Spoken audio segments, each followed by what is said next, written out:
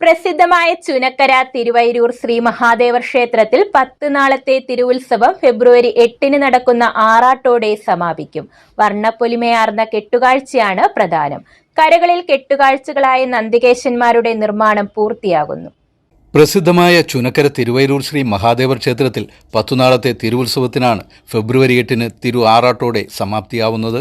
ആറാട്ടു ദിനത്തിലെ കെട്ടുകാഴ്ച ഏറെ പ്രധാനമാണ്.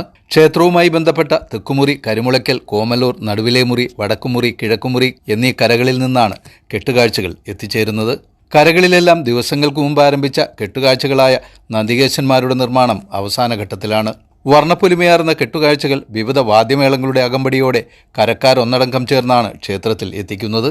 ആറാട്ടു ദിവസം ഉച്ചകഴിഞ്ഞ് കളിക്കണ്ടത്തിലെത്തുന്ന കെട്ടുകാഴ്ചകൾ ജീവിത എഴുന്നള്ളിച്ച് അനുഗ്രഹം ചൊരിയുന്നതോടെ ക്ഷേത്രത്തിലേക്ക് പ്രവേശിക്കും. ഇതോടെ കെട്ടുകാഴ്ചയ്ക്ക് സമാപ്തിയാവും. നാടിന്റെ നാനാഭാഗങ്ങളിൽ നിന്നായി ആയിരക്കണക്കിന് പേർ ക്ഷേത്രത്തിൽ എത്തിച്ചേരും. News bureau, Charummood.